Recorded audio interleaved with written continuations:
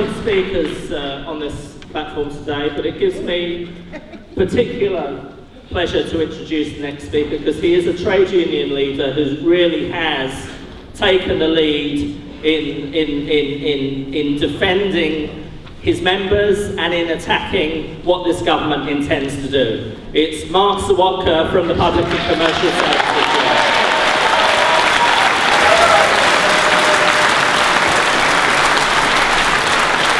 Well, thanks very much for that introduction. I know there's a lot of speakers, so I just wanted to make a few key points. First of all, I think we should publicly thank the organisers for this conference. This turnout is absolutely fantastic, and it does send a very clear message to those people who are making the cuts that we're not going to accept it.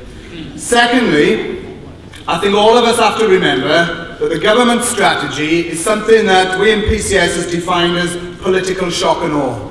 It's quite clear what the strategy is meant to do. It is to frighten and bow people into submission, to make us think resistance is futile, there's nothing we can do about it. And that is why the announcements that are being made are so brutal. They come day after day after day, because they want people to think that there is absolutely nothing that we can do and resistance is pointless.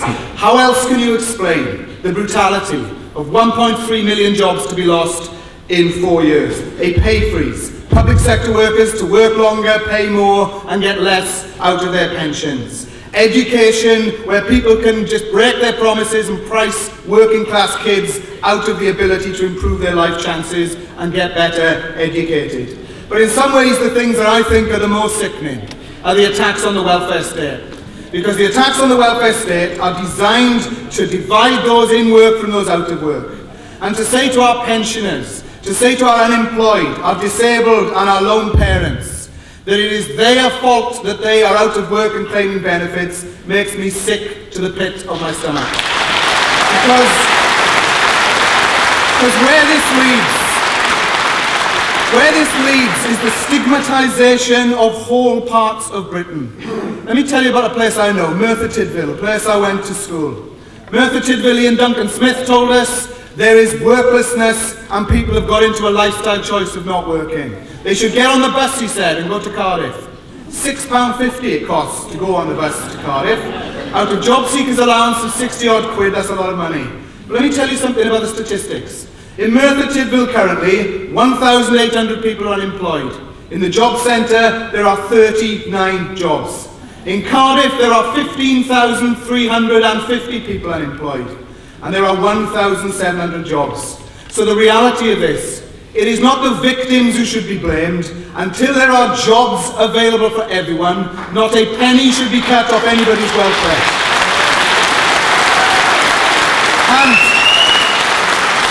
And therefore, if we know that the students are being attacked, the pensioners, the sick, the disabled, and those in work, both public and private, we all of us have to commit to resist. But this is what I really want to wind up on. Because it's no good just saying that we're going to resist. It's no good just saying that we all know it's terrible. Because yesterday, let me let you into a secret. I don't know if this is going to be on YouTube, I'll try to be subtle. But I was at the Wales TUC yesterday. At the Wales TUC with Britain's union leaders in Wales, some of them were national figures. 2.5 hours into the conference, nobody had mentioned any strikes, nobody had mentioned how to resist, nobody mentioned anything about the disgraceful situation that 2 Welsh Labour councils have issued 18,000 redundancy notices to their own workers and are telling them that if they want to be re-employed they have to have cuts in pay and conditions. No, I think we've got to get real. We've got to understand if you're going to resist, it is not going to happen on its own. We need a movement at the grassroots, in every community, in every town, in every union, to say the time is now, the resistance has to happen. And that is why I'm going to leave you with these thoughts. Firstly, to resist, people have to be convinced there is an alternative. If people are told long enough that the lights will go out unless we make the cuts, they'll start to believe it. Let us remember history. In this country of ours, between 1918 and 1961, for over 50 years, the debt of this country was twice as big as it is now. Yet we built millions of council houses, a health service, a welfare state, because we invested our way out of recession. Let us also remember the benefit fraud is supposed to be $1 billion, and I ain't condemning anyone who has to take a second job because they cannot pay the bills because of the crap levels of benefits in this country. But let us remember, it's £1 billion. Tax avoidance, evasion and non-collection of tax by rich people is 120 billion. They are the scroungers, they are the people that we should chase for every last penny. So, we should tax the rich. We should make them pay what is due. We should say to the welfare state recipients, we will defend each and every one of you. And it has to be under a slogan of not a single job lost, not a single penny cut. Now when I said that at the TUC, some people looked at me and said, well, that's a bit radical. But the answer is fairly obvious. That not only are cuts unnecessary, if we do not say no cuts anywhere, we will end up having to choose between the deserving communities and the undeserving, between black, between white, between public sector workers and private sector workers. And I didn't come into this movement to choose who should take the pain. I came into this movement to defend every job, every community, every benefit recipient and every student. So finally, if our slogan is not a single penny cut, not a single job lost, free education for all, defend the welfare state, we have to understand that no matter how right our arguments, no matter how just we are, Cameron, Clegg and Osborne will not be persuaded unless we force them. Unless we force them to change direction, it is going to happen. And to force them, we have to be clear. Strikes are inevitable. Mass strikes are the best way to lead this movement to resist and to defend our communities.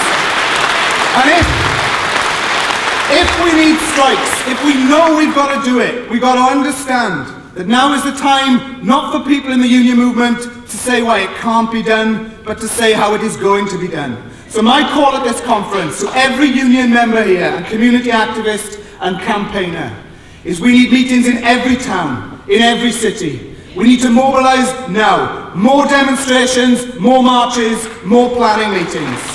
And we have to say to our unions, and I'm proud to say that mine is already talking to the NUT and the UCU about coordinated strike action in the spring over public sector pensions. And therefore, imagine, my last point, imagine next year we have a demonstration of hundreds of thousands. We've had students continuing the inspirational occupations and demonstrations. We've got pensioners and welfare recipients out on the streets. And at the same time, we have millions of workers downing tools, saying we're not going to have it and you will change direction. Comrades, if we do that, if we have unity in the anti-cuts movement, unity amongst the unions, we can look forward to a brighter future. I can't imagine something that is more important to fight for. So let us leave here today determined to fight like never before, because ultimately the attack is like one we've never seen before, and if we stand together, we can win. Let's make it happen.